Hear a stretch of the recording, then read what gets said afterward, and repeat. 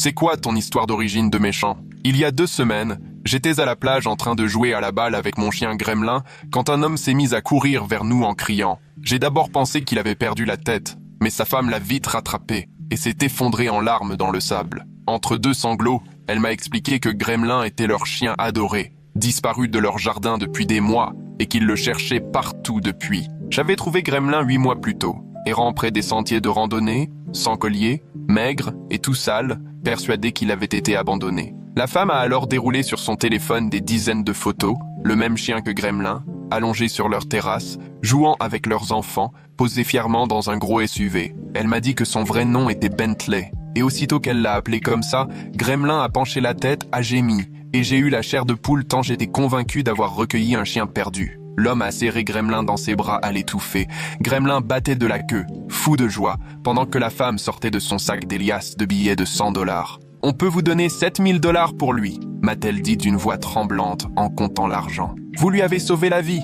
Il faut qu'on vous rembourse pour tout. Les soins, la nourriture, ce que vous avez fait pour lui. On pensait ne jamais le revoir. » J'étais là, dégoûté à l'idée de prendre leur argent, mais surtout à l'idée de devoir rendre Gremlin. Ce chien m'avait sauvé la mise dans les moments les plus sombres de ma vie, à rester collé à moi chaque soir où je n'arrivais pas à sortir de mes pensées, à m'obliger à sortir du lit alors que je voulais juste disparaître. Mais voir ce couple effondré, leurs photos de vacances avec leur chien, ça m'a brisé le cœur. Ils étaient dévastés, et moi, je retenais leur compagnon loin d'eux, alors que je n'étais que celui qui l'avait trouvé. S'ils étaient prêts à sortir 7000 $ sans hésiter, c'est que ce chien comptait plus que tout pour eux. Je leur ai dit de ranger leur argent et de le reprendre, que j'étais heureux qu'il ait une famille qui l'aimait à ce point. L'homme m'a pris dans ses bras bien trop longtemps, en me répétant que j'étais un ange. Gremlin se retournait sans arrêt vers moi pendant que la femme lui accrochait une laisse, l'air perdu, ne comprenant pas pourquoi je ne venais pas avec eux. Elle lui parlait avec cette voix suraiguë de maman à chien. « On rentre à la maison, mon grand.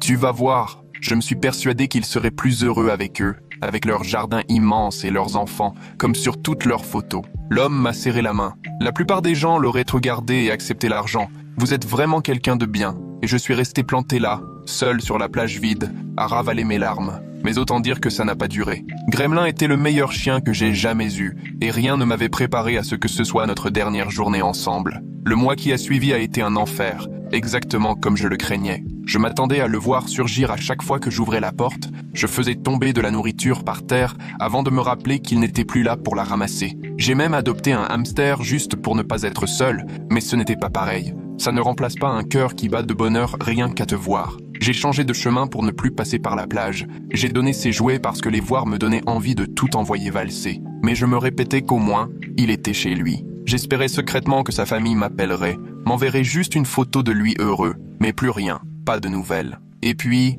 il y a 2 jours, alors que je traînais sur Facebook Marketplace à la recherche d'une étagère, je suis tombé sur une annonce qui m'a glacé le sang. Une alerte sur des voleurs de chiens qui sévissaient dans le coin, photo floue d'une caméra de sonnette à l'appui. Le message expliquait que des escrocs volaient des chiens de race sur les plages et dans les parcs pour les revendre à des élevages ou à l'étranger et que leur technique, c'était toujours un couple qui jouait la carte de l'émotion et des retrouvailles déchirantes pour embobiner les propriétaires. Je me suis senti transi en zoomant sur la capture d'écran. Même flou, j'ai reconnu tout de suite le même couple que sur la plage. Cette fois avec le labrador de quelqu'un d'autre, en train de l'emmener exactement vers la voiture où Gremlin avait sauté. L'annonce précisait que les bergers australiens, surtout les bleus merles comme le mien, pouvaient en partir à 30 000 $ à Dubaï. J'avais même pas capté que Gremlin était un chien de valeur. Pour moi, c'était juste un toutou magnifique qui avait besoin d'amour. On m'avait volé mon chien, en profitant de ma gentillesse, en jouant avec ma culpabilité, pour sans doute le fourguer à un élevage où il finirait sa vie enfermé dans une cage.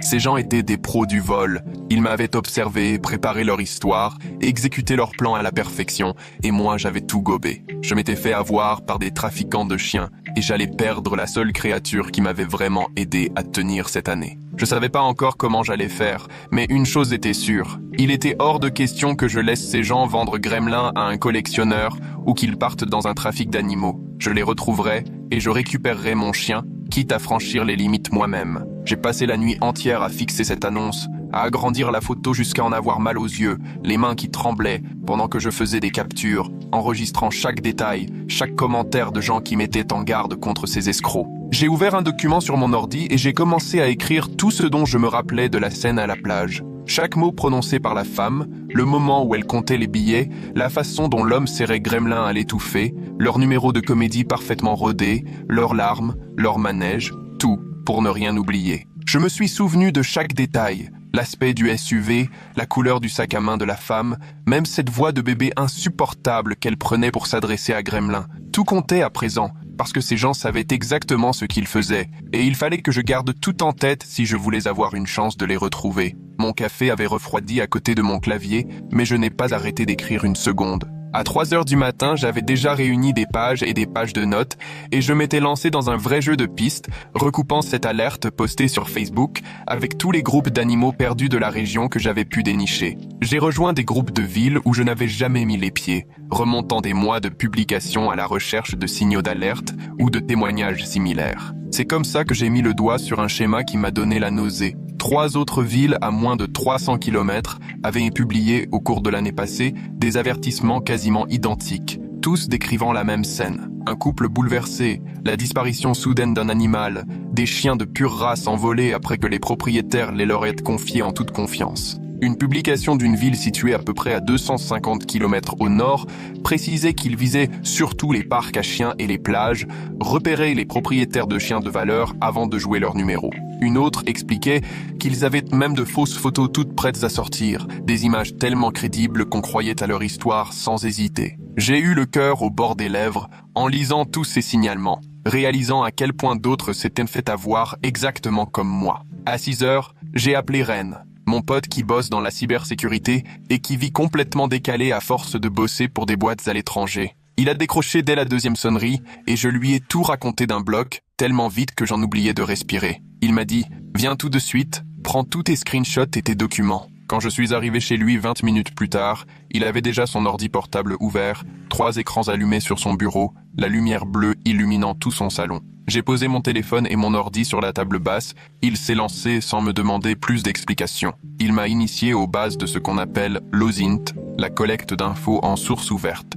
et on s'est mis à scruter chaque détail de la capture de la caméra de la sonnette postée sur Facebook. Il avait un logiciel capable d'améliorer la netteté des images et de faire ressortir les détails flous. Je l'ai regardé zoomer sur le véhicule en arrière-plan. Après une demi-heure à triturer les réglages et les filtres, il a réussi à déterminer la marque et le modèle. Un Honda CR-V bleu foncé, sûrement de 2018 ou 2019, vu la carrosserie et la forme des phares. On n'a pas réussi à déchiffrer toute la plaque d'immatriculation. L'angle était mauvais, l'image trop dégradée, mais on a réussi à deviner le début. 3 lettres, probablement commençant par un J ou un T, puis 2 chiffres, un 4 et un 7 à première vue. Ren a sauvegardé les images retravaillées et les a imprimées en couleur. Et pour la première fois, j'ai eu l'impression d'avoir quelque chose de solide, plus seulement cette rage et ce sentiment d'impuissance. L'après-midi, je suis allé au commissariat du centre-ville, les documents et les photos améliorées de Ren sous le bras. J'ai poireauté 20 minutes dans l'entrée avant qu'une enquêtrice, Myriam Siegel,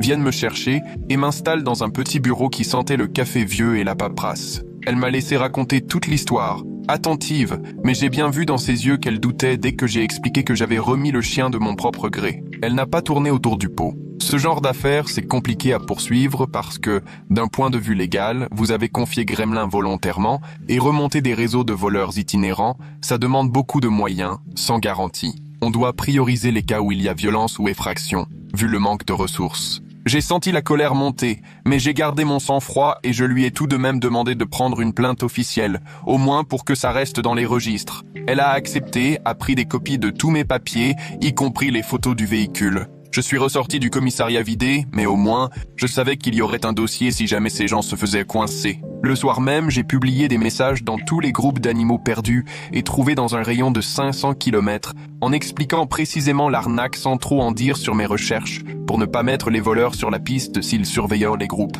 J'ai décrit leur méthode, ce couple très émotif, la plage, et leur façon de dégainer des photos ultra convaincantes. En moins de 2 heures, mon téléphone n'arrêtait plus de vibrer à cause des messages privés. 3 personnes m'ont contacté avec des histoires presque identiques et j'ai créé un groupe de discussion pour comparer nos expériences. Une femme s'était fait voler son Golden Retriever dans un parc à chiens 6 mois plus tôt. Un autre homme avait confié son berger allemand sur une plage 3 mois avant. Une 3e personne avait perdu un bulldog français de la même manière que moi avec Gremlin. Petit à petit, on a mis au point une chronologie de leurs déplacements. et on s'est rendu compte qu'il fonctionnait par tournée, changeant de ville toutes les quelques semaines pour brouiller les pistes. Le lendemain matin, je suis allé à la clinique vétérinaire où j'amenais Gremlin pour ses contrôles depuis 8 mois. Cathy Barnes, la vétérinaire qui s'occupait de lui, m'a tout de suite reconnu dès que je suis entré et que j'ai demandé des nouvelles. Je lui ai raconté toute l'histoire, elle avait l'air vraiment touchée, puis elle a ouvert le dossier sur son ordinateur. Elle m'a montré la description très précise qu'elle avait gardée de ses signes particuliers,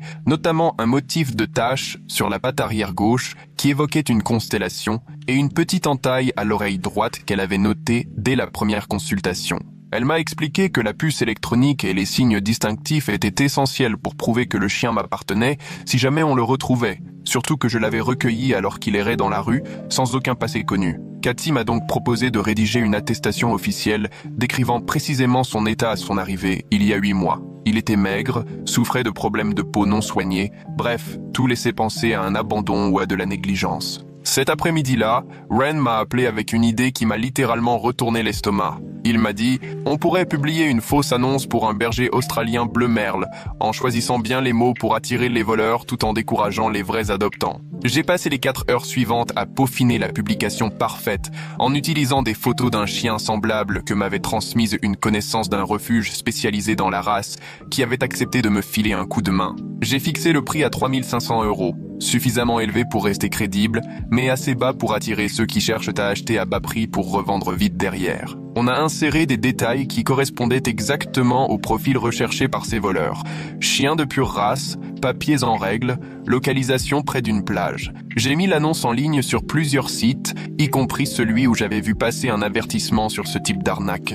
Dès le lendemain matin, la fausse annonce était diffusée et mon téléphone n'a pas tardé à se mettre à vibrer. En 6 heures, j'avais reçu 4 messages, mais aucun ne collait. Les questions portaient trop sur l'historique médical, les examens génétiques, le genre de truc qu'un vrai adoptant passionné poserait pour garder le chien, pas pour le revendre. Je commençais à croire que les voleurs étaient trop malins pour tomber dans le piège, quand un 5e message est tombé en soirée. Un couple marié demandait à voir le chien le lendemain, prétextant qu'il cherchait désespérément le leur depuis des mois et que celui-ci lui ressemblait comme 2 gouttes d'eau. Leur façon d'écrire m'a semblé inquiètement familière. Mon cœur s'est mis à battre la chamade. Mes mains tremblaient. J'ai relu leur message plusieurs fois, analysant chaque mot et comparant à ce que j'avais retenu de notre rencontre sur la plage. J'ai répondu avec prudence, en leur proposant un rendez-vous dans un parc public à 1 heure de forte affluence. Ils ont accepté illico, ce que j'ai trouvé assez rassurant. Mais 1 heure avant l'entrevue, ils m'envoient un message, prétextant une urgence familiale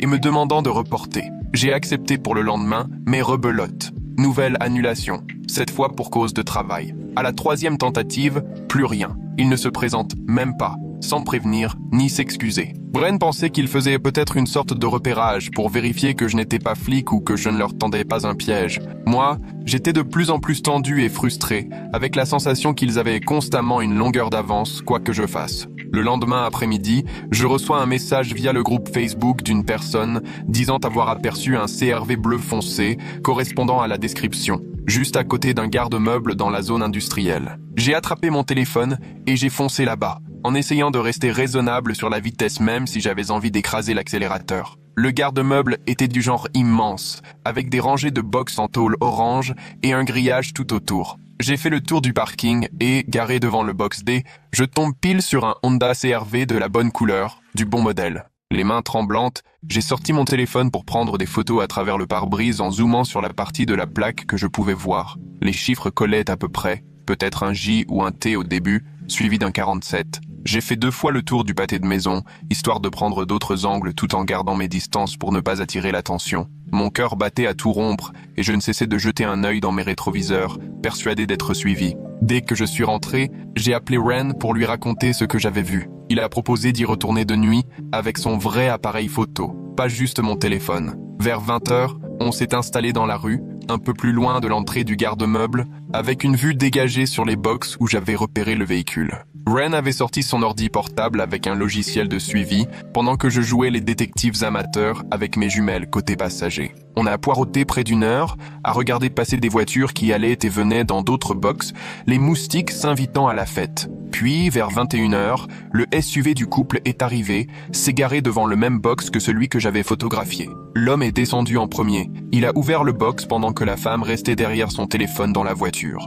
Quelques minutes plus tard, il est ressorti avec une caisse de transport moyenne, le genre à barreaux métalliques, et l'a chargée à l'arrière du SUV. J'ai attrapé l'appareil photo de Ren et j'ai zoomé à fond, les mains tellement fébriles que j'ai failli tout faire tomber. Malgré tout, j'ai réussi à prendre des clichés nets de leur visage et une vue parfaite de la plaque avant qu'ils ne referment le coffre. La femme a rejoint l'homme, ils ont échangé quelques mots rapides, puis ils sont remontés dans la voiture. On les a suivis à la sortie du parking, en gardant 2 voitures d'écart comme l'avait conseillé Ren, mais au bout de 3 rues, ils ont bifurqué brusquement dans un quartier résidentiel. Ren m'a dit de continuer tout droit, persuadé qu'il nous avait repérés, et j'ai senti ma gorge se nouer, convaincu qu'on avait tout fait capoter. Le lendemain matin, j'ai imprimé les meilleures photos et je suis allé direct au commissariat. L'inspectrice Myriam était à son bureau, un mug à la main avec un slogan pour les amoureux des chiens, ce qui m'a semblé à la fois parfaitement approprié et cruellement ironique.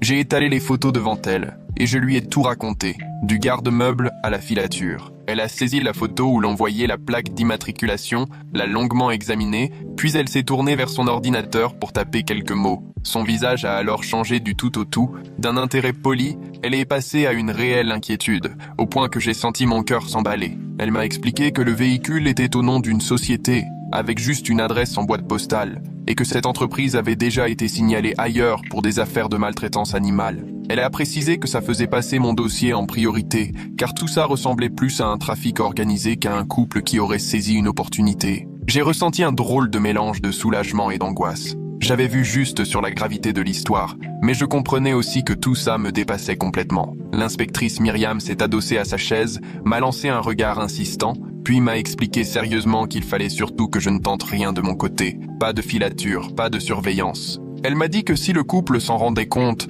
il pourrait porter plainte pour harcèlement, ou pire, devenir imprévisible s'il se sentait pris au piège. Je lui ai promis de me retirer et de laisser la police faire son travail. Mais au fond de moi, je savais très bien que je n'en ferais rien. Impossible de rester les bras croisés pendant que ces gens baladèrent Gremlin en préparant son exportation. Elle m'a lancé un regard sans équivoque. Elle savait parfaitement à quoi je pensais et ne croyait pas un mot de ma promesse, mais elle m'a au moins demandé de la tenir au courant de tout ce que je pourrais découvrir. Ça, j'ai accepté sincèrement, parce que je voulais qu'elle ait toutes les cartes en main. Ce jour-là, j'ai rejoint Lisa dans un café du centre-ville, la femme à qui on avait volé son Golden Retriever avec la même combine, 4 mois plus tôt. Elle devait avoir la 50aine, quelques mèches grises dans les cheveux et ce regard épuisé de ceux qui ont trop pleuré. On est resté des heures dans un coin du café, le temps qu'elle me raconte tout dans les moindres détails. Comment les voleurs l'avaient observée, elle et son chien, au parc pendant plus d'une semaine avant de passer à l'action, prenant le temps d'étudier leurs habitudes et de repérer l'heure à laquelle ils sortaient. Ils s'étaient renseignés à fond sur les Golden Retriever pour pouvoir répondre à toutes les questions,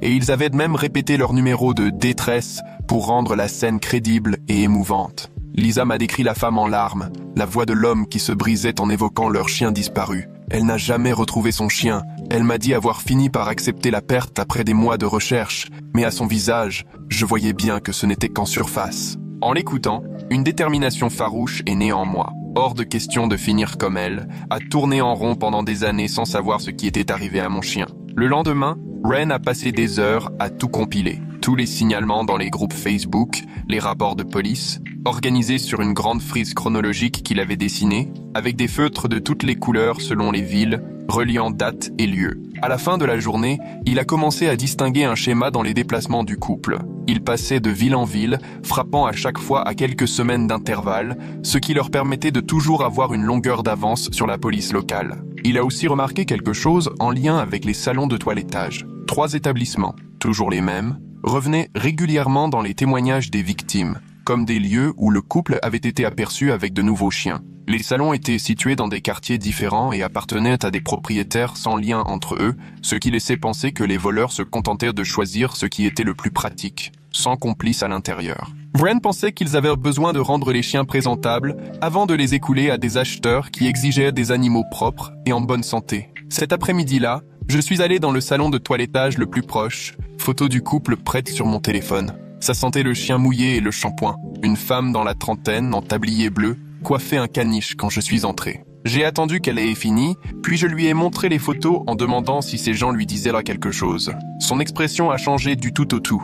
Elle m'a dit oui, elle se souvenait parfaitement de les avoir vus débarquer avec un berger australien bleu merle il y a une dizaine de jours. Ça m'a paru bizarre sur le moment. Le chien était hyper stressé, le couple avait l'air pressé. Il ne voulait pas attendre alors que j'étais déjà à la bourre. Elle n'y avait pas prêté attention sur le coup, mais maintenant, en apprenant que ça pouvait être lié à des vols de chiens, elle était plutôt inquiète. Je lui ai demandé si elle avait encore les images de vidéosurveillance de ce jour-là. Elle a répondu que peut-être son système gardait les enregistrements pendant 2 semaines avant de les effacer. Elle est partie vérifier sur son ordinateur à l'arrière-boutique pendant que j'essayais de ne pas trop espérer. Elle m'a rappelé le soir même, alors que je préparais le dîner, que j'ai abandonné en voyant son numéro s'afficher. J'ai retrouvé la vidéo et j'ai pu en tirer une image bien nette où on voit parfaitement le visage du couple.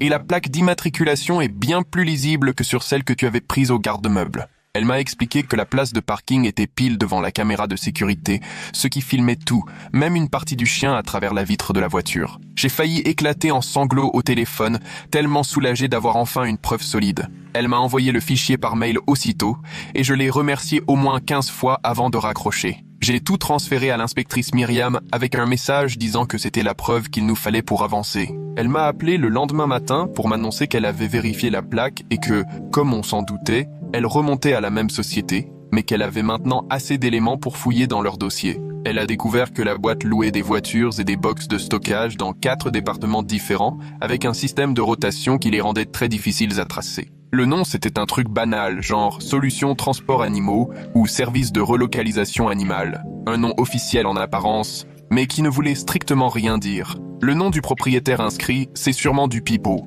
Juste un faux nom sur des papiers. Impossible de mettre la main sur la vraie personne. Elle m'a expliqué que l'affaire avait pris une toute autre tournure et dépassait largement le simple vol, et qu'elle allait faire appel à la brigade spécialisée parce que tout laissait penser qu'on avait affaire à une organisation bien rodée. J'étais partagé entre l'excitation de voir l'enquête prendre une telle ampleur et la crainte que Gremlin disparaisse avant qu'on ait le temps de faire quoi que ce soit. Ce soir-là, j'ai décidé de jouer les détectives moi-même et de planquer devant une des maisons louées par la société que Ren avait repérées dans les registres publics. Je me suis garé en face d'une petite baraque à la peinture défraîchie, avec un jardin envahi par les mauvaises herbes, et je suis resté à guetter le moindre signe d'activité. Pendant presque 2 heures, il ne s'est absolument rien passé, et je commençais à me dire que je perdais mon temps, jusqu'à ce qu'un voisin sorte pour promener son berger allemand. Je suis sorti de la voiture et j'ai engagé la conversation, prétextant m'intéresser au quartier parce que je pensais louer dans le coin. Le type devait avoir la 60aine, et il avait l'air ravi d'avoir quelqu'un à qui parler. Les gens de cette maison, ils ont des horaires vraiment bizarres.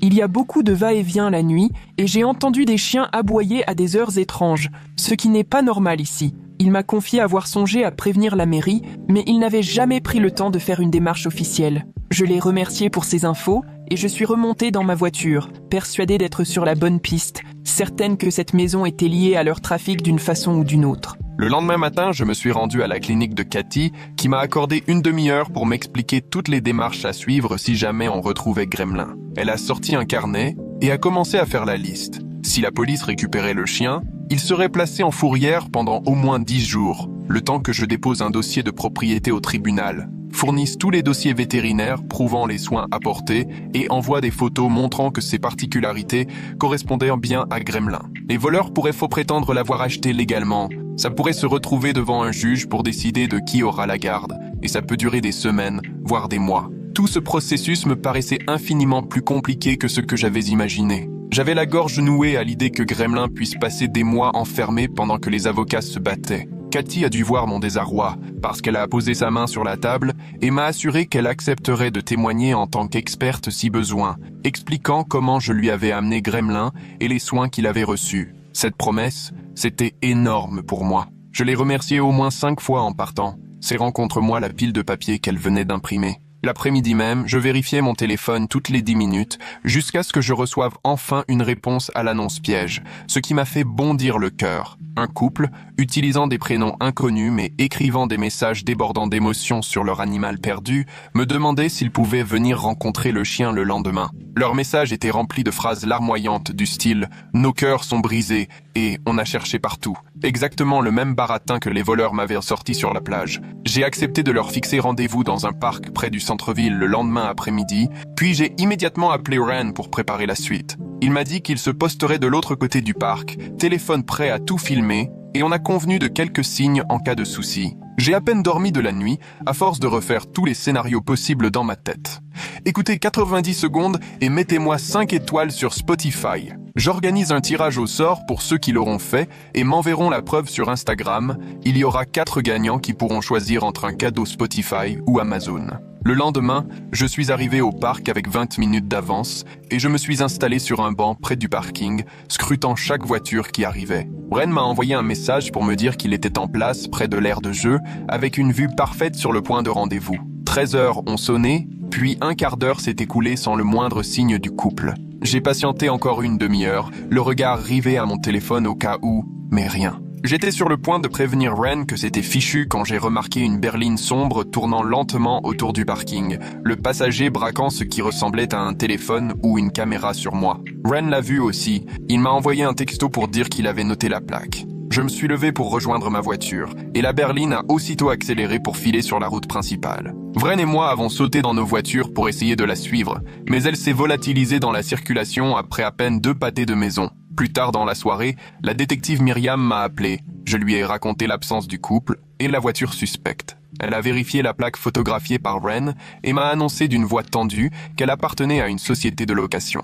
Elle m'a expliqué que les voleurs faisaient sûrement de la contre-surveillance, histoire de vérifier que je ne leur tendais pas un piège avec la police. Je me suis senti complètement vidé, paranoïaque, convaincu qu'il s'avère désormais que quelqu'un était sur leurs traces. Le lendemain matin, Ren m'a appelé avec une nouvelle piste qu'il avait dénichée en fouillant les registres fonciers en ligne. La société propriétaire du garde-meubles possédait aussi un terrain à la campagne, à une 40aine de minutes de la ville, officiellement déclaré comme chenil, mais sans aucune licence commerciale ni contrôle sanitaire enregistré. Il m'a envoyé l'adresse, et je suis resté des heures à la fixer sur mon téléphone, en repensant à la consigne de la détective Myriam, qui m'avait bien dit de rester en dehors de tout ça et de la laisser gérer. Mais l'idée que Gremlin puisse se trouver là-bas, peut-être enfermé dans une cage à cet instant, m'était insupportable. Le soir venu, je me suis décidé à rouler jusque-là, en me jurant de ne rien faire de risqué. Juste observer les lieux depuis la route, rien de plus, sans mettre un pied sur la propriété ni me lancer dans des folies,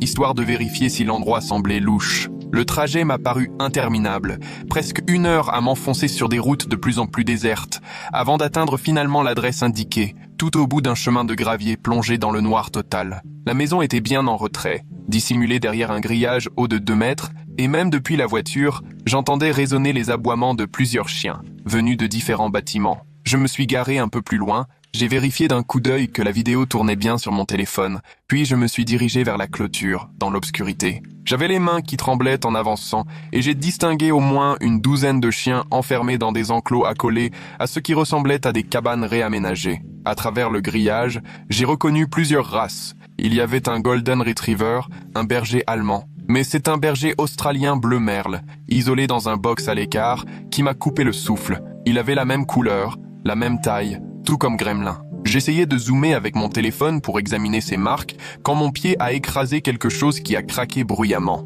D'un coup, des projecteurs se sont allumés, inondant la cour de lumière, et quelqu'un a hurlé depuis la maison. J'ai détalé vers la voiture, le cœur prêt à exploser, et en me glissant à travers une ouverture du grillage, j'ai senti un truc tranchant me griffer la jambe. J'ai continué à courir sans m'arrêter jusqu'à être à l'abri, moteur démarré, et j'ai filé beaucoup trop vite jusqu'à la route principale. Ma jambe saignait à travers mon jean, mais à cet instant, ça m'était complètement égal. Le lendemain matin, un message vocal de la détective Myriam m'attendait, et j'ai tout de suite compris à sa voix que ça sentait le roussi. Le propriétaire avait déposé plainte contre moi pour intrusion auprès du shérif du comté. Elle devait m'avertir officiellement que je risquais des poursuites si je recommençais. J'étais malade de honte et furieux d'avoir agi aussi bêtement. Mais sa voix s'est radoucie et elle m'a soufflé quelque chose qui a rallumé un peu d'espoir en moi. Grâce à ma plainte, elle pouvait désormais évoquer un risque pour la sécurité publique devant un juge et obtenir un mandat pour fouiller la propriété. Pendant 2 jours, Myriam a remué ciel et terre auprès de ses contacts pour obtenir ce mandat. Elle m'a appelé le 3e jour pour m'annoncer qu'elle avait décroché une autorisation limitée de contrôle de bien-être pour le chenil rural sur la base de ma plainte, des signalements d'autres victimes et de plusieurs infractions à la législation commerciale. L'opération aurait lieu le lendemain matin. Je ne pourrais pas être présent, mais elle m'a promis de m'appeler sur le champ si Gremlin était retrouvé. J'ai à peine fermé l'œil la nuit suivante, écartelé entre l'espoir fou de le revoir et la peur de ne rien trouver du tout. Dans l'après-midi, Ren m'a appelé en ayant déniché une découverte inquiétante dans les comptes de l'entreprise, accessibles en partie dans les bases de données publiques, des virements importants, intitulés Services d'exportation et Transport international, partis vers des comptes à Dubaï et Singapour, exactement comme l'avait signalé ce post Facebook. Les sommes étaient énormes, entre 30 000 et 50 000 $ par transfert, tous les 15 jours à peine. J'ai eu un frisson glacé en comprenant que Gremlin n'était pas seulement un animal volé.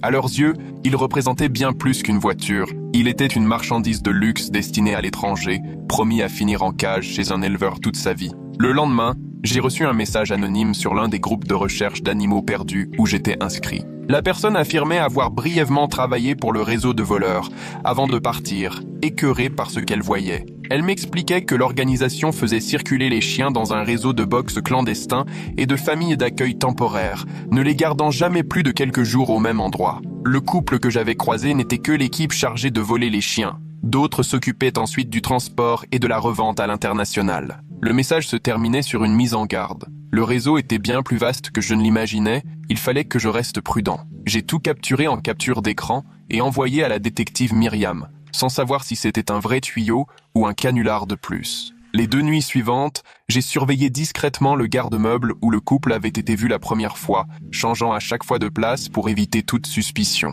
La seconde nuit, j'ai attendu presque minuit avant d'aller fouiner à pied derrière le bâtiment, du côté des bennes. J'y ai trouvé des papiers abandonnés, notamment des quittances de location avec des dates et numéros de box, ainsi qu'un document qui ressemblait à un manifeste d'expédition, avec la liste des races de chiens sans nom. J'avais aussi laissé tourner ma dashcam pour enregistrer les allées et venues de la voiture du couple. L'ambiance, cette fois, n'avait plus grand-chose à voir avec la panique de mon intrusion à la campagne. Ici, tout était méthodique, organisé. J'ai tout archivé, photos horodatées, coordonnées GPS, pour constituer un dossier que Myriam pourrait vraiment exploiter. Le lendemain matin, j'ai appelé Cathy, lui demandant si je pouvais passer à sa clinique car j'avais besoin d'elle pour une chose importante. Elle m'a proposé de venir après le déjeuner. Je l'ai retrouvée dans une salle d'examen, son carnet et son ordinateur déjà ouverts. J'ai étalé sur la table toutes les photos de Gremlin accumulées ces 8 derniers mois, prises sous tous les angles et dans toutes les lumières. Cathy a affiché sur son écran l'image floue du chenil rural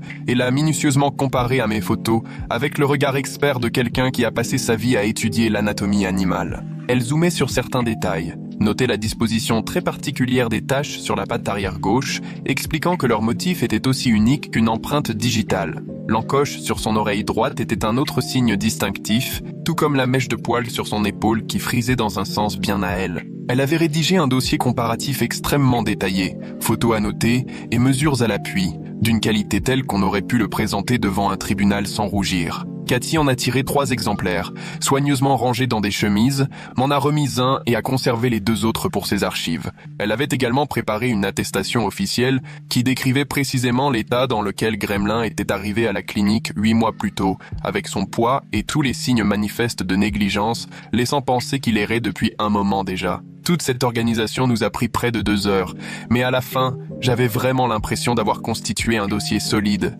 des preuves tangibles qui pourraient vraiment faire la différence en cas de litige. Le lendemain après-midi, alors que je feuilletais les documents préparés par Cathy, mon téléphone a sonné. C'était la détective Myriam. J'ai décroché aussitôt, le cœur battant, sachant que le mandat avait été exécuté le matin même. Rien qu'à sa voix, lasse et agacée, j'ai deviné tout de suite que les nouvelles n'étaient pas bonnes, avant même qu'elle ne m'explique la situation. Ils avaient retrouvé 11 chiens sur cette propriété à la campagne, tous de pure race, certains en bon état, d'autres très abîmés, mais Gremlin n'était pas parmi eux. Le propriétaire prétendait gérer un refuge légal et disposait de papiers pour la plupart des chiens, même si les conditions étaient si déplorables qu'il risquait des poursuites pour maltraitance. 3 chiens correspondaient déjà à des avis de recherche pour vol dans d'autres départements, ce qui voulait dire que mon signalement avait aidé d'autres personnes, même si pour moi, ça ne changeait rien. Myriam m'a dit qu'elle était désolée, que l'enquête se poursuivait activement, mais j'avais du mal à l'écouter tant la déception me serrait la poitrine. Je l'ai remerciée pour ses efforts, puis j'ai raccroché avec la sensation de m'écraser contre un mur,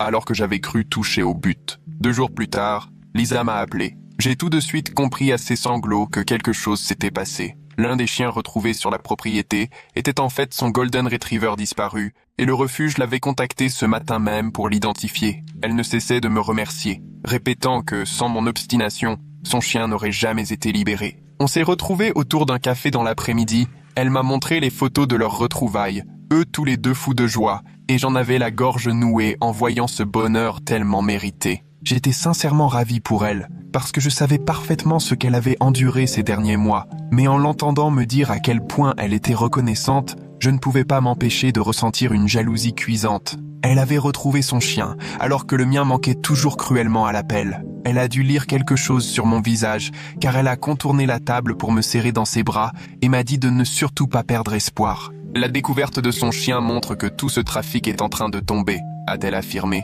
Ça veut dire que Gremlin finira bien par réapparaître, lui aussi. J'aurais voulu y croire, mais au fond, je me sentais juste vidé, complètement à bout. Le soir suivant, Ren m'a appelé pour me donner des nouvelles qui m'ont glacé le sang. Il surveillait les allées et venues du couple grâce à leurs traces numériques, et il avait remarqué un changement radical d'habitude. Leur box de stockage avait été vidée, la maison de location abandonnée, compteur coupé, et leur voiture n'avait plus été vue dans le secteur depuis plus d'une semaine. Pour lui, il devait accélérer parce qu'il sentait la police sur leurs traces, ce qui voulait dire qu'il ne restait plus beaucoup de temps pour sauver Gremlin. S'il compte l'expédier à l'étranger, ça ne tardera pas. Ils vont vouloir le faire avant que ça se resserre encore. Rien qu'à cette idée, j'ai senti l'angoisse me submerger à la pensée que Gremlin puisse être embarqué dans un avion, disparaître à l'étranger et que je ne le revoie jamais. Ren a tenté de me rassurer en insistant sur la ténacité de Myriam, mais j'entendais l'inquiétude pointer dans sa voix. 3 jours plus tard, un nouveau message anonyme m'a été envoyé via le groupe de recherche d'animaux, cette fois plus précis que ceux d'avant.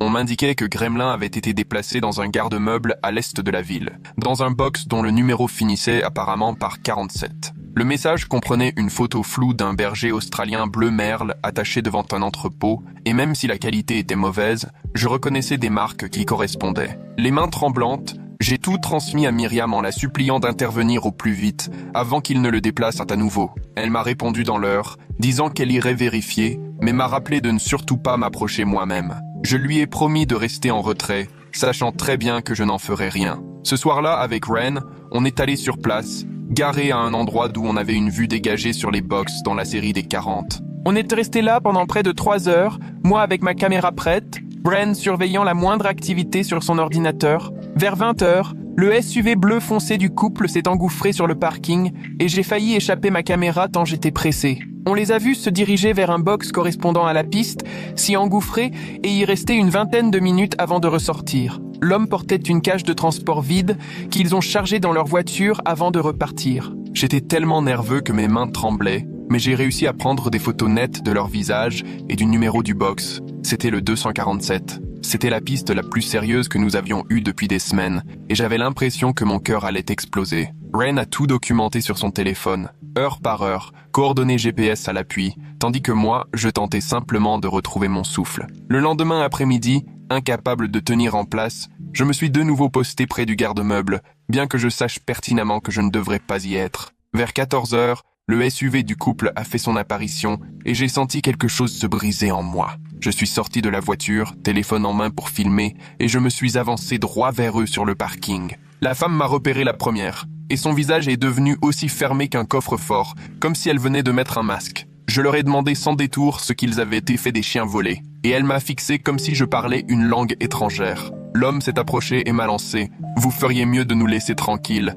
sinon on appellera la police. » J'ai alors commencé à parler de Gremlin. J'ai raconté la scène sur la plage, expliqué comment ils me l'avaient pris avec leur histoire montée de toutes pièces. La femme a éclaté de rire. « Vous devez nous confondre avec quelqu'un d'autre. On ne vous connaît pas. On ne vous a jamais vu. » Leur manière de retourner la situation était tellement naturelle, presque maîtrisée, que l'espace d'un instant j'ai vraiment douté de moi, alors que je savais pertinemment à qui j'avais affaire. Ils sont remontés dans leur gros SUV et sont repartis, me laissant planter là sur le parking, mon téléphone toujours en mode vidéo, partagé entre la honte, le désespoir et la colère. 2 jours plus tard, quelqu'un a frappé à ma porte et je me suis retrouvé nez à nez avec un policier que je n'avais jamais vu, qui tenait à la main un document officiel. Le couple avait déposé plainte contre moi, m'accusant de harcèlement, disant que je les suivais et que j'inventais des accusations. On me prévenait que si je les contactais de nouveau, ou si je m'approchais de chez eux, je risquais une injonction d'éloignement et des poursuites pénales. L'agent m'a remis l'avertissement sans vraiment un mot de plus, puis il est parti. J'ai aussitôt appelé la détective Myriam, complètement paniquée, et elle a poussé un long soupir avant de dire « Il va vraiment falloir que tu lâches l'affaire. Tu t'es mis dans une situation juridique très délicate. » Elle m'a assuré que l'enquête continuait, mais qu'à partir de maintenant, c'était à elle de gérer officiellement. J'ai raccroché, écœuré, avec la sensation d'avoir tout fichu en l'air, d'avoir peut-être même ruiné toute la procédure contre ces voleurs. Le lendemain, j'ai commencé à chercher des avocats spécialisés en droit pénal et je suis tombé sur Raymond Sterling, dont le site précisait qu'il gérait justement ce genre d'affaires. Son cabinet était en plein centre-ville et quand je l'ai rencontré l'après-midi même, il m'a écouté dérouler toute l'histoire, l'intrusion à la campagne, la filature, la confrontation sur le parking. Il a lu l'avertissement pour harcèlement et m'a dit franchement, là, vous jouez avec le feu. Mais si vous coupez tout contact immédiatement, ça ne devrait pas aller plus loin. Il a accepté de me défendre si besoin et m'a conseillé de noter précisément tout ce que j'avais fait, au cas où ça redeviendrait utile. La consultation m'a coûté 300 $, presque tout ce qu'il me restait, mais c'était le prix à payer pour mesurer la gravité de la situation.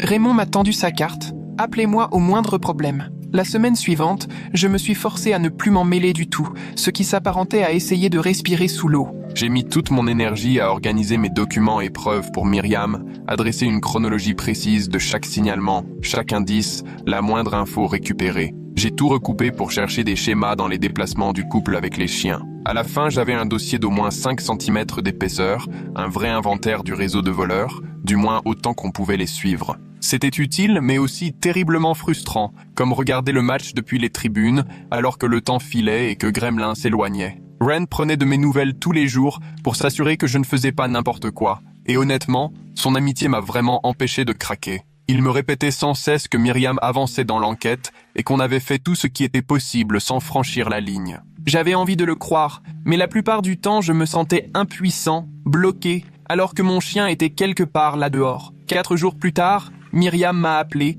et tout de suite j'ai senti sa voix plus assurée, plus déterminée. Elle m'a expliqué qu'avec tout ce que je lui avais fourni, ajouté à ses propres recherches, elle pensait avoir assez pour demander un mandat de perquisition pour le box de stockage où on avait vu le couple. Le problème, c'était de faire vite, avant qu'il ne déménage tout à nouveau. Et elle bossait avec un juge prudent, pas vraiment chaud pour autoriser la perquisition juste sur la base de témoignages anonymes. Elle m'a dit « Reste calme et laisse le système faire son boulot ». Mais c'était plus facile à dire qu'à faire. Chaque heure donnait l'impression que Gremlin s'éloignait d'un cran. J'ai passé les 3 jours suivants à dormir à peine, scotché à mon téléphone, sursautant à chaque vibration. Ren a essayé de me changer les idées avec des films et à manger, mais je n'arrivais à penser à rien d'autre qu'au moment où j'aurais des nouvelles. Le mandat a finalement été accordé et exécuté le 3e jour, et Myriam m'a appelé dans l'après-midi avec une nouvelle qui m'a donné envie d'exploser. Le box était vide, plus rien, pas de chien, aucun matériel. Juste quelques papiers oubliés dont un bon de transport pour un envoi d'animaux prévu le lendemain matin. Ils avaient littéralement toujours une longueur d'avance. Et c'était maintenant une vraie course contre la montre pour empêcher que le colis parte avant que Gremlin ne se retrouve dans un avion pour l'autre bout du monde. J'avais les mains qui tremblaient pendant qu'elle m'expliquait qu'ils essayaient de recouper les infos du chargement et de coordonner avec la sécurité de l'aéroport, mais que le temps jouait contre nous et qu'elle ne pouvait rien garantir. Dès que j'ai raccroché avec Myriam, j'ai appelé Cathy, la voix cassée. Elle n'a même pas hésité. Je vais contacter mon réseau pour vérifier les dossiers de fret aérien et solliciter des collègues qui bossent dans le transport d'animaux. 2 heures plus tard, elle me rappelait et j'avais le souffle coupé en attendant de l'entendre. Elle avait réussi à confirmer qu'un envoi de 3 bergers australiens était réservé sur un vol cargo le lendemain à 6 heures, direction Dubaï, avec une correspondance pour Singapour. Les chiens étaient enregistrés sous des noms passe-partout, mais l'un d'eux était décrit comme un mâle Blue Merle, à peu près l'âge et le gabarit de Gremlin. On tenait là notre dernière chance, et si on ratait ce vol, il serait définitivement perdu. Cathy m'avait communiqué le numéro du vol et tous les renseignements sur la cargaison,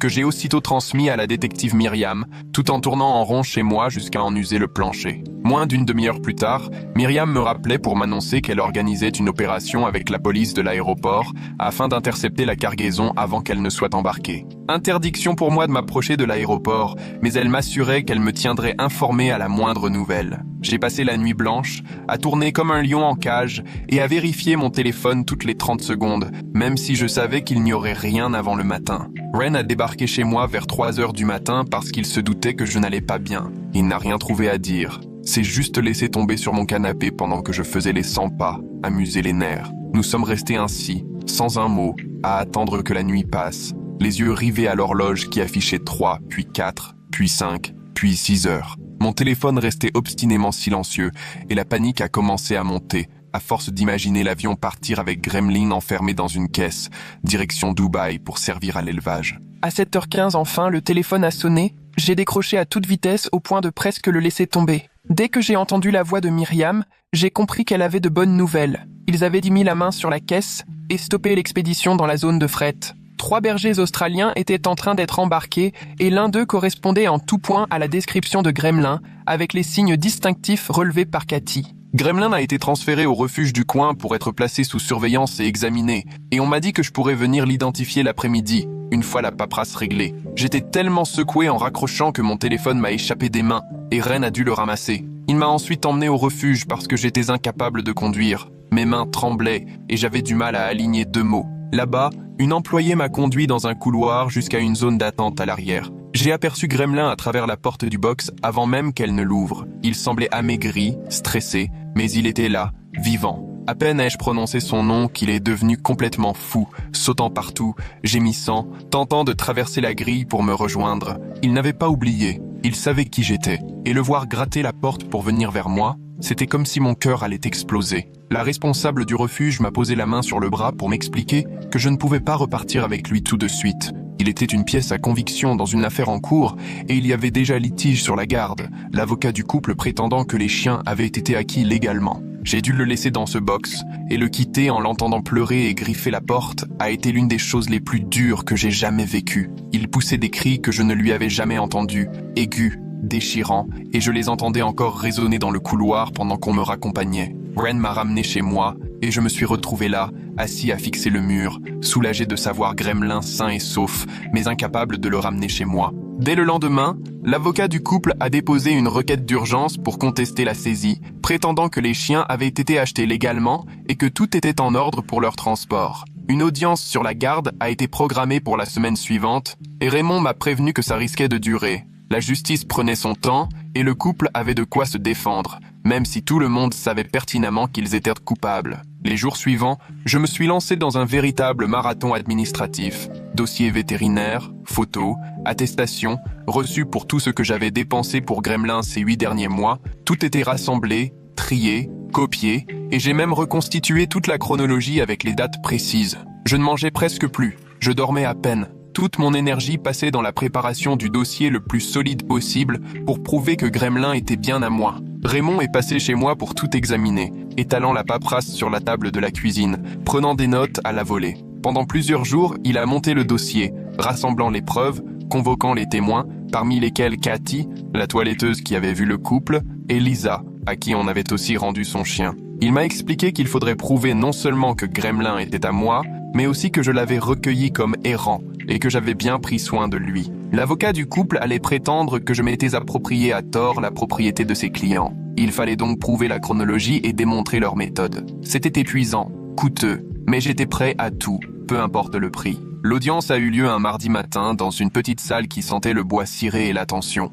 J'étais assis à côté de Raymond, face au couple et à leur avocat, évitant soigneusement leurs regards. La juge m'a appelé à la barre. J'y suis allé en tremblant, persuadé que mes jambes allèrent me lâcher. J'ai raconté comment j'avais trouvé Gremlin errant, 8 mois plus tôt, maigre et sale près des sentiers. J'ai expliqué la rencontre sur la plage, à quel point ils avaient été convaincants, et comment je m'étais laissé berner par leur histoire de chien perdu. Puis j'ai détaillé comment j'avais découvert la supercherie sur Facebook, comment je les avais retrouvés, et tout ce que j'avais mis en œuvre pour récupérer Gremlin. L'avocat du couple a pris la parole après Raymond pour tenter de me faire passer pour un harceleur incapable de tourner la page. Il m'a demandé pourquoi j'avais refusé leur argent, insinué que je savais très bien que le chien n'était pas vraiment errant, et laissé entendre que j'avais inventé toute l'histoire du trafic parce que je regrettais de l'avoir rendu. Raymond a riposté en évoquant les autres plaintes pour vol, le témoignage de Lisa à propos de son Golden Retriever et les preuves matérielles concernant Gremlin, ses marques distinctives parfaitement identifiées sur mes documents.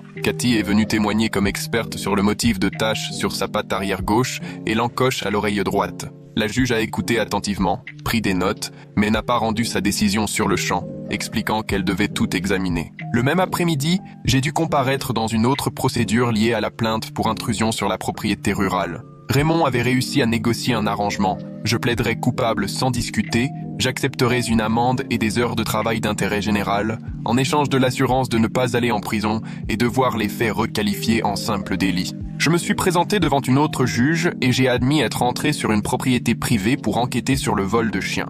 La juge a validé l'accord, m'a condamné à 800 $ d'amende et à 60 heures de TIG au refuge animalier du comté, ce qui, vu les circonstances, avait presque des allures de justice. J'ai accepté sans broncher, conscient d'avoir franchi une limite, même pour une bonne raison. J'ai signé le chèque au tribunal, récupéré mes papiers pour les TIG et Raymond m'a rejoint à la sortie. Il m'a expliqué que l'audience sur la garde s'était aussi bien passée qu'on pouvait l'espérer, qu'il ne restait plus qu'à patienter le temps que la juge rende sa décision, ce qui pouvait prendre quelques jours ou traîner plusieurs semaines. 3 jours ont passé aussi lentement que 3 ans, jusqu'à ce que mon téléphone sonne enfin, affichant le nom de Raymond. J'ai décroché avant la fin de la première sonnerie et il m'a annoncé que la juge venait de trancher en ma faveur, estimant que les preuves démontraient clairement que Gremlin était bien mon chien grâce aux papiers détaillant ses signes distinctifs, à mes dossiers vétérinaires et au schéma des vols commis par le couple. Le refuge avait reçu l'autorisation de me le confier en famille d'accueil, le temps que la procédure pénale se termine, mais Raymond m'a assuré que dans les faits, Gremlin rentrait à la maison. En larmes au téléphone, je n'arrêtais pas de le remercier, tandis qu'il me répétait que c'était exactement ce qu'il avait prévu. Je suis allé au refuge dès cet après-midi-là, le cœur battant à tout rompre, franchissant la porte comme dans un rêve.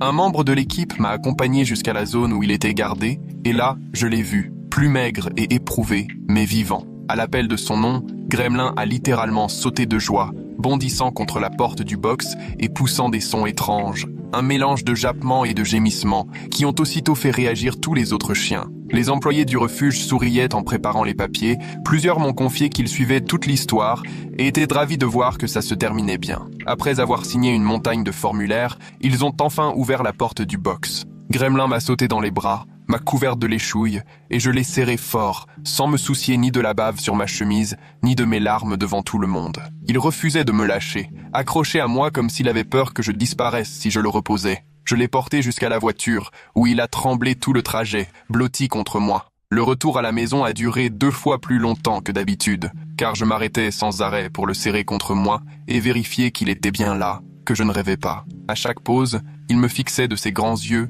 et me léchait les mains. Une fois arrivé à l'appartement, il a fait le tour de toutes les pièces comme pour s'assurer que tout était à sa place, puis il est revenu se poser sur mes pieds. La semaine suivante, je l'ai emmené chez Cathy pour un check-up complet. Elle l'a examiné sous toutes les coutures, a regardé ses dents, vérifié son poids, écouté son cœur. Elle m'a dit qu'il était un peu maigre et stressé, mais en bonne santé, ce qui relevait presque du miracle après tout ce qu'il avait traversé. Je lui ai fait poser une puce électronique à mon nom directement sur place, assistant à la pose de la minuscule puce entre ses omoplates. On a mis à jour sa licence et son enregistrement auprès du département et je lui ai acheté un collier GPS à près de 200 €, mais peu m'importait. Je ne voulais plus jamais le quitter des yeux. Le collier se synchronisait avec une appli sur mon téléphone qui m'indiquait sa position en temps réel. J'ai aussi pris contact avec une éducatrice canine spécialisée en anxiété et traumatisme, et j'ai pris rendez-vous pour la semaine suivante, parce que Gremlin était bien plus anxieux qu'avant, et je voulais l'aider à retrouver un sentiment de sécurité. Chaque nuit, il dormait collé à moi, le corps tendu, et je me réveillais plusieurs fois pour vérifier simplement qu'il respirait encore.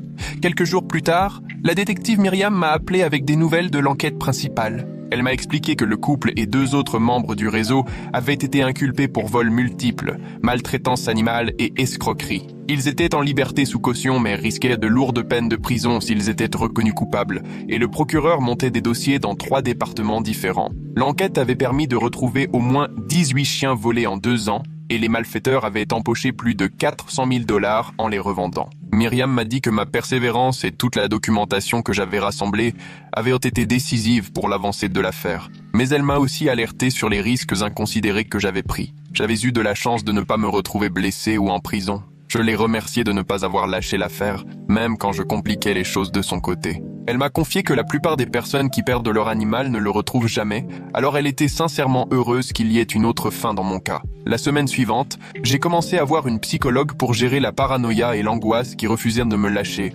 même une fois Gremlin retrouvé. Impossible de le promener sans surveiller constamment autour de moi, observer chaque passant, de peur que quelqu'un nous suive. Je faisais des cauchemars presque toutes les nuits, revivant sans cesse la peur qu'on essaie encore de me l'enlever, me réveillant en sursaut pour le chercher dans le noir. La thérapeute, une femme d'âge mûr aux cheveux gris, m'a écouté sans jugement et m'a assuré que j'avais vécu un véritable traumatisme et qu'il n'y avait rien d'exagéré ou de ridicule dans mes réactions. Elle m'a expliqué que c'était une réaction normale après qu'on ait abusé de ma gentillesse pour m'arracher ce que j'aimais le plus. On a travaillé sur des exercices de respiration, des techniques d'ancrage à utiliser lorsque la panique montait. Elle m'a appris à repérer 5 choses que je voyais, 4 que je pouvais toucher, 3 que j'entendais, 2 que je sentais et 1 que je goûtais. Certains jours, j'avais l'impression de stagner, de ne faire aucun progrès, mais ça m'aidait d'avoir quelqu'un qui comprenait vraiment et ne me jugeait pas. J'ai tenu à remercier comme il se doit toutes celles et ceux qui m'avaient aidé à retrouver Gremlin. J'ai offert à Rennes une superbe bouteille de whisky à 81 € pour le remercier, en lui confiant à quel point son aide avait été précieuse, toutes ces heures passées à fouiller sur l'ordinateur ou à m'accompagner sur les parkings. Il m'a simplement répondu qu'il était soulagé que tout soit enfin terminé et que je puisse arrêter d'y penser constamment. Pour Cathy, j'ai choisi une carte cadeau dans un bon restaurant et pris le temps de lui écrire un long message, lui expliquant que ses conseils et sa disponibilité en tant que témoin avaient tout changé. Elle m'a répondu par texto qu'elle était ravie d'avoir pu se rendre utile et que je pouvais venir avec Gremlin quand je voulais. J'ai proposé à la détective Myriam de se retrouver autour d'un café, histoire de m'excuser d'avoir été aussi difficile, d'être entré chez les voleurs et d'avoir compliqué son enquête. Elle m'a dit qu'elle comprenait pourquoi j'avais agi ainsi, qu'elle avait vu beaucoup de gens perdre leur animal et que la plupart n'avaient pas vraiment d'autre choix que d'essayer de passer à autre chose. Raymond a touché ses honoraires, ce qui n'était pas donné, et je lui ai laissé un avis élogieux en ligne. Il m'a affirmé que ça comptait presque plus que l'argent,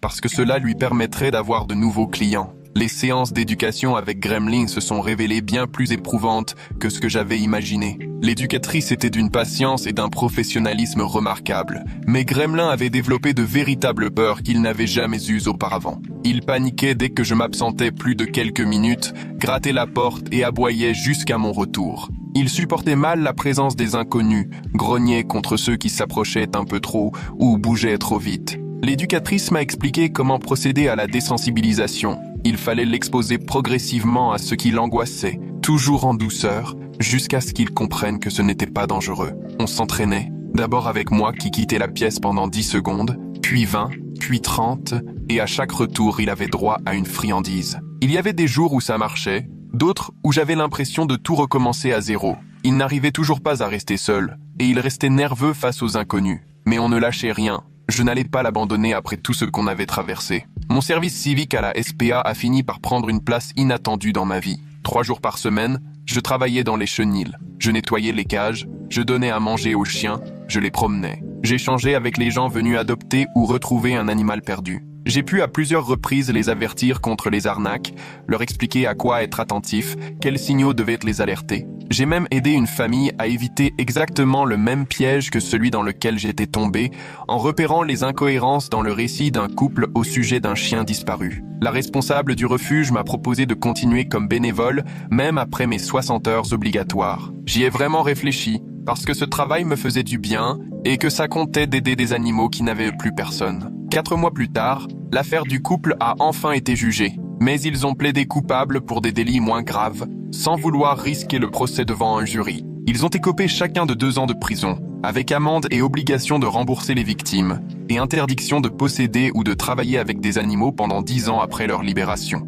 Ce n'était pas la peine à laquelle j'aurais rêvé, loin de là, pas à la hauteur de ce qu'ils méritaient, après avoir volé des animaux de compagnie pour les vendre comme de la marchandise. Mais Raymond m'a expliqué que c'était déjà une bonne issue pour ce genre de dossier, car souvent ces affaires se sont classées sans suite, où les coupables ne prennent qu'un sursis. Les autres membres du réseau ont pris des peines similaires, et le groupe a été définitivement démantelé. J'ai ressenti un vrai soulagement, en apprenant qu'ils allaient en prison, même si ce n'était pas pour aussi longtemps que je l'aurais voulu. Au moins, d'autres ne vivraient pas ce que j'avais vécu. 2 semaines plus tard, j'ai reçu par la poste l'ordonnance finale du tribunal. Gremlin m'était officiellement confié, sans condition ni possibilité de contestation. J'ai sorti le document de l'enveloppe et je l'ai contemplé un bon moment, ce papier officiel avec la signature du juge et le sceau du tribunal. Je suis allé acheter un cadre à 30 € et je l'ai accroché dans le salon. Ce week-end-là, Ren est passé. Il a vu le cadre et il a lancé « C'est vraiment ringard, tu sais. Mais franchement, ça m'était complètement égal.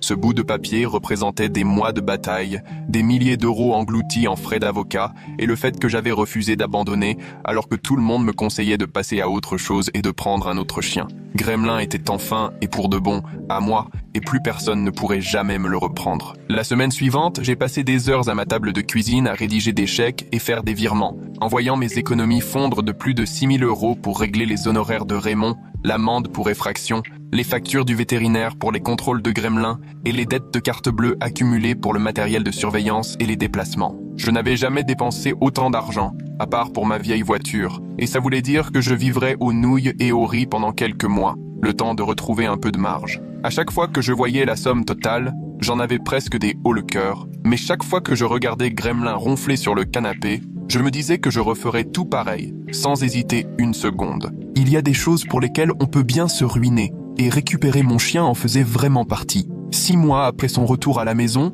j'ai décidé qu'il était temps de retourner sur la plage où je l'avais perdu. J'ai gardé Gremlin en laisse courte en traversant le parking, et j'avais le cœur qui battait à toute allure bien avant d'arriver au sable. Chaque personne croisée me mettait en alerte, chaque maître qui nous regardait me donnait envie de repartir en courant avec Gremlin. Mais on a longé l'eau, j'ai lancé sa balle dans les petites vagues tout en balayant la plage des yeux au cas où quelqu'un s'approcherait. Gremlin avait l'air heureux, il pataugeait, il courait après sa balle, et le voir jouer là où tout avait basculé, c'était comme reprendre possession d'un endroit qui nous avait été arraché à tous les deux. Ce n'était pas simple, j'ai dû regarder derrière moi 50 fois, mais on était resté 1 heure, et il ne s'est rien passé. Les choses ne redeviendront jamais tout à fait comme avant, mais au moins, on avait réussi à retrouver un peu de paix. Désormais, je me méfierai toujours un peu plus des personnes à qui j'adresse la parole, je tiendrai Gremlin en laisse à chaque sortie, et je sentirai toujours cette légère appréhension quand des inconnus viendront me poser des questions à son sujet. Gremlin reste anxieux quand il se retrouve seul. Il est encore sur la réserve avec les nouvelles personnes, alors qu'il n'avait jamais eu ce genre de réaction avant. Mais quoi qu'il en soit, nous sommes ensemble. Nous sommes en sécurité, et j'ai la chance d'avoir Ren, Cathy, sans oublier la détective Myriam qui nous a épaulés pendant la période la plus difficile de notre existence. Les séquelles de tout ce que nous avons traversé sont bien là. Elles ne s'effaceront pas, mais c'est aussi la preuve que persévérer parfois finit par payer. Notre vie est loin d'être parfaite ou ordonnée, mais c'est la nôtre, et ça me suffit. C'est tout pour aujourd'hui. Merci d'avoir pris le temps de m'écouter. J'espère que cela vous a rappelé que même les petits instants comptent. Abonnez-vous si vous souhaitez découvrir d'autres histoires vraies.